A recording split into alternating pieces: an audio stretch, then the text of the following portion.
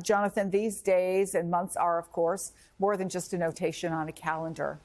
And I wonder what message it sends to Pentagon employees and beyond that this is happening.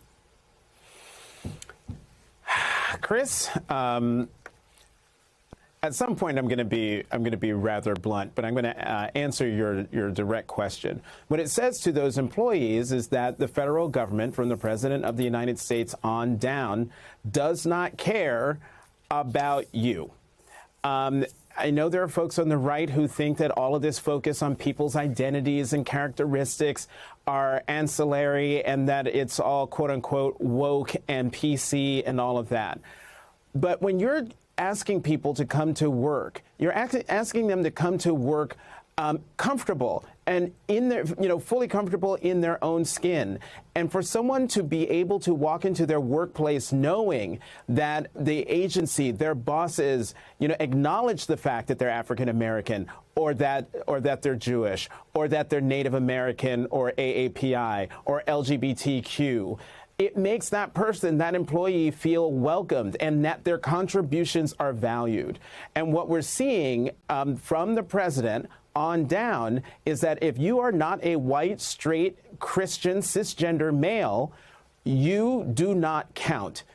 And that is why I am still trying to figure out the best way to talk about this without my head exploding. But that is where we are right now, Chris. So, Amy, this has been, let's say, a difficult time. I'm going to understate it, a difficult time to be Jewish in America. I've just been texting with a friend of mine who's the president of her synagogue. She and others want to know, is it ever going to stop? Their feeling of being threatened, their feeling of being othered. What do you see as the importance of this?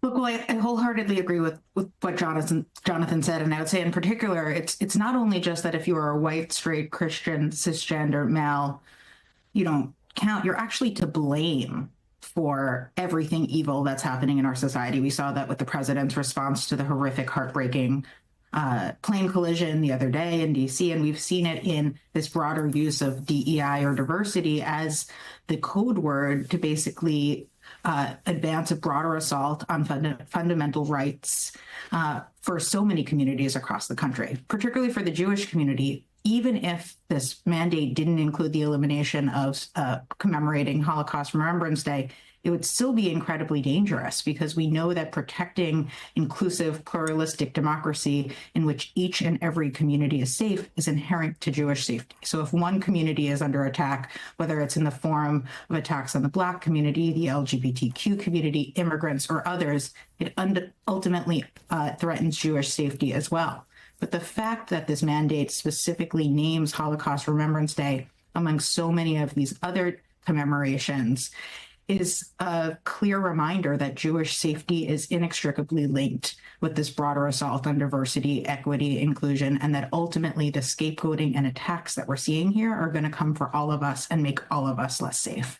And I should mention that just this week, the world marked 80 years since the liberation of Auschwitz. And my colleague, Jesse Kirsch, spoke to one of the remaining survivors who was tattooed when she was less than 2 years old. And she says she wants people to know what happened to her was real. This is what she said.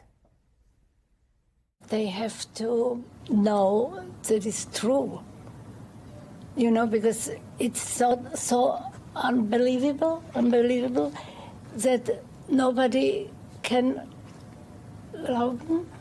believe this.